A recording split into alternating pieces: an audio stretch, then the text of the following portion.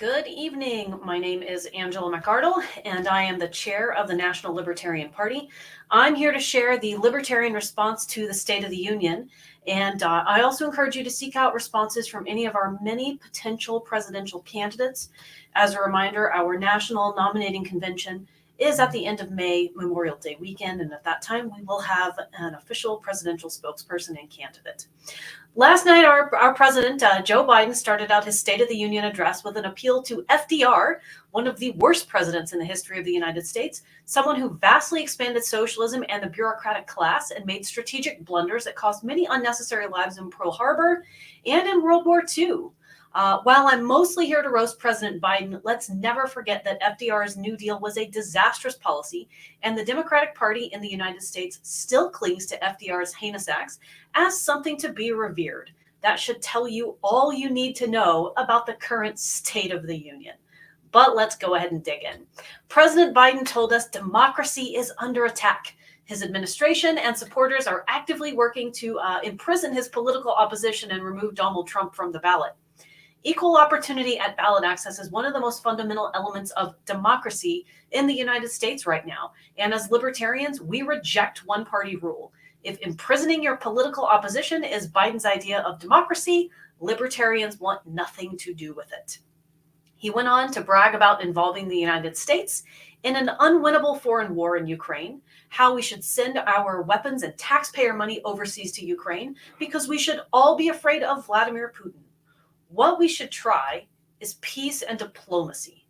What we should be afraid of is nuclear war and Cold War and entangling alliances.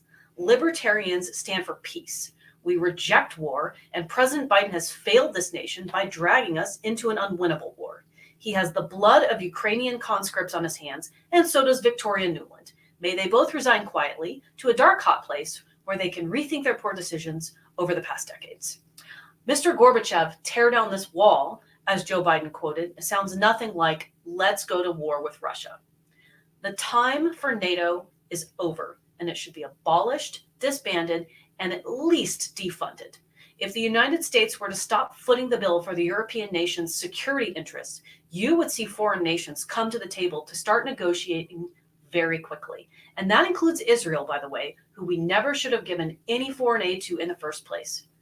America is a founding member of NATO and the military alliance of democratic nations created after World War II to prevent war and keep the peace, yada, yada, yada. It's all terrible. We should abolish NATO. President Biden says history is watching. Indeed, history is watching him greatly mismanage a hostage situation in Israel, watching him sit feebly as the Israeli government kills thousands and thousands of innocent people, including children and babies, and demolishes a settlement of people in one of the most historically significant places in the world. History will remember how you've utterly failed us on the foreign policy front, President Biden. 3 years ago, on January 6th, a group of aggrieved conservatives and political dissidents protested at the Capitol. The protest turned to rioting in a few places, which led to the officer shooting of a protester named Ashley Babbitt, who happened to be a registered libertarian. It was a really tragic event.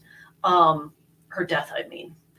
During the previous summer, however, Black Lives Matter rioters set fire to and demolished major metropolitan areas, and Democrats failed to speak out about the rampant property destruction that took place during that time.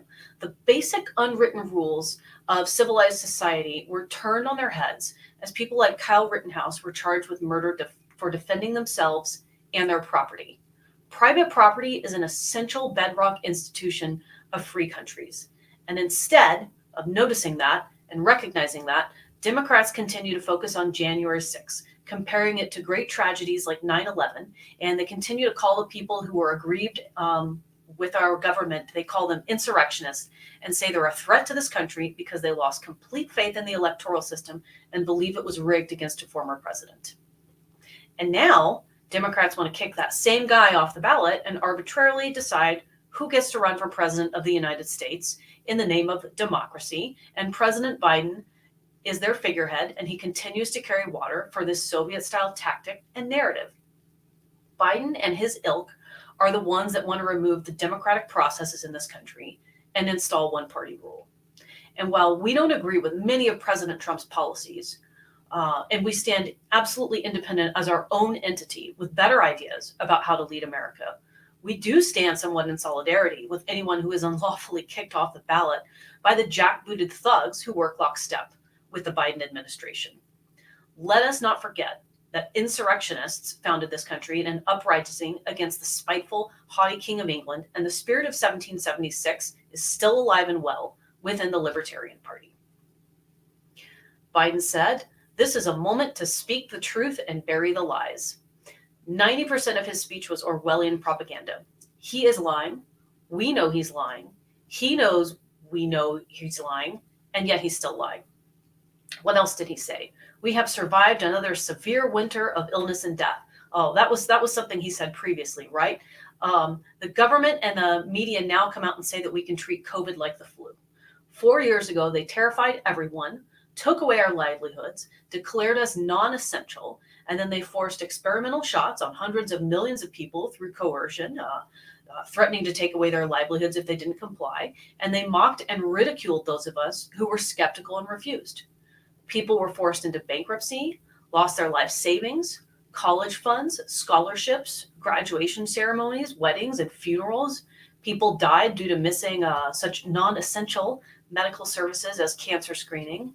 And somehow, President Biden wants to turn this into a win for his current administration. 2 administrations have failed us on this, certainly, both Republican and Democrat. And it's crazy to me that President Biden wants to bring this up and say that he's the champion and that he turned it all around. While the Libertarian Party stands for your medical freedom, and we reject the death propaganda of a winter of severe illness and death, and we will not forget it. There is no pandemic amnesty, and we will not forget how the Biden administration has dehumanized us. Under Biden, inflation climbed to 9% or higher, and now he says that it's dropped back down to 3%. Yet so many of us still see high prices at the grocery store. The cost of living remains high due to Biden's inflationary spending and his war spending. 3% inflation, if that's correct, is still too much. We should get rid of the Federal Reserve. And Biden wants to take credit for the re-entry of millions of people into the workforce after he robbed us of our jobs and shut us out of the workforce during the lockdowns. I guess that's Bidenomics. He also bragged that he'll continue to protect Obamacare, an absolutely terrible policy that drove up the cost of insurance for millions of Americans across the country and broke up many patient-doctor relationships as well. Libertarians know that free markets and aggressive deregulation are what makes health insurance truly affordable and innovative. Let people choose their doctors, their insurance plans, and their levels of coverage. Eliminate pay-to-play systems for the largest insurance companies, and eliminate regulatory schemes and useless institutions like the FDA.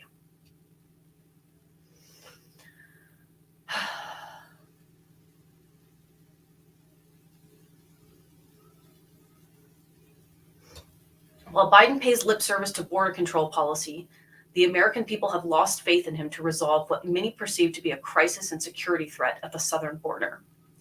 Libertarians recognize that America is the land of opportunity, and millions of people from all over the world come here to pursue a chance at upward economic mobility and a better life.